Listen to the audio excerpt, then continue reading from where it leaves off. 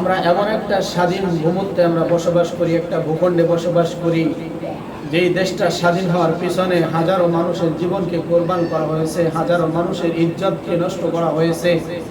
আজকে এরকম ভাবে বছরকে বছর পেরিয়ে যাওয়ার পরে তাদের কেতাব তারা, তাদের দোসররা আজ পর্যন্ত রয়ে গেছে এই বাংলাদেশের ভিতরে, স্বাধীন দেশের ভিতরে, যাদের কারণে এই হায়নার দলের কারণে আজকে আমাদের সন্তানেরা আমাদের কাছে নিরাপদ না, আমাদের বাসা বাড়িতে নিরাপদ না, আমাদের স্কুল কলেজে সন্তানেরা নিরাপদ না, রাস্তাঘাটে নিরাপদ না। হায়নার দলেরা তাদেরকে লুণ্ঠন করে নিতেছে, তাদের ইজ্জতকে হয়রানি করে তাদেরকে এরকমভাবে শেষ করতেছে। আর এই যে নগদের ঘটনা, মিরপুরে রামিসা ছোট নাবালিকের বাচ্চা, 7-8 বছরের বাচ্চা, নরপিশাচের দলেরা তাকে এরকম ধর্ষণ করে তাকে কি করেছে, তার দেহ থেকে গলাটাকে আলাদা করে ফেলেছে। বাংলাদেশের ভিতরে যদি কোরআনের আইন চালু করে যেত, 1400-1450 বছর আগে রাসূল যে দিনকে প্রতিষ্ঠিত করে গেছেন, এরকম যদি দিনকে প্রতিষ্ঠিত এখনো থাকতো, কোরআনের আইন যদি শরিয়া আইন যদি থাকতো, তাহলে কোন নরপিশাচেরা এই কাজ করতে এরকম সাহস পাইতো না, তাদের বুকের পাটা কেঁপে উঠতো। বলে কোরআনের আইন, কোরআনের শাসন, কোন ধর্ষিতা যদি বিবাহিত হয় তাকে কোমর পর্যন্ত গেড়ে, লোকালয়ের ভিতরে, মাঠের ভিতরে তাকে কোমর পর্যন্ত গেড়ে পাথর মেরে মেরে জনগণ তাকে এরকম নিক্ষেপ করে, পাথর নিক্ষেপ করে তাকে দেশ থেকে বিদায় করে দিবে, দুনিয়া থেকে বিদায় করে দিবে।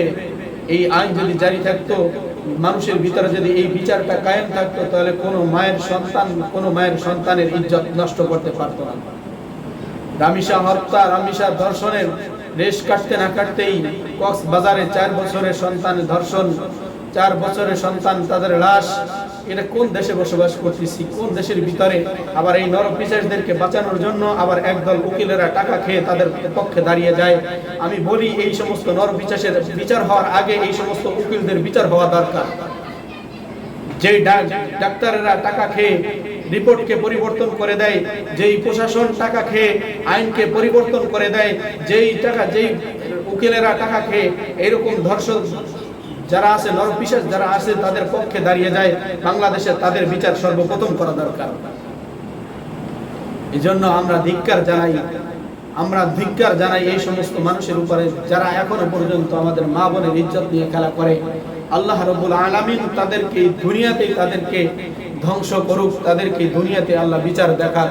এটার উপর আমরা কায়েম। আমরা সরকারের পক্ষে, আমরা সরকারের কাছে আবেদন জানাই যেন সরকার বাহাদুর অতি বিলম্বে এই সমস্ত নরপিশাচদেরকে লোকালয়ের ভিতরে ছেড়ে দিয়ে মানুষের হাতে কোমর পর্যন্ত গেড়ে যেন তাদেরকে এরকম পাথর নিক্ষেপ করে তাদেরকে শেষ করে দেয়। কোরআনের আইন চালু করা হোক, এটা আমাদের দাবি, কোরআনের দাবি।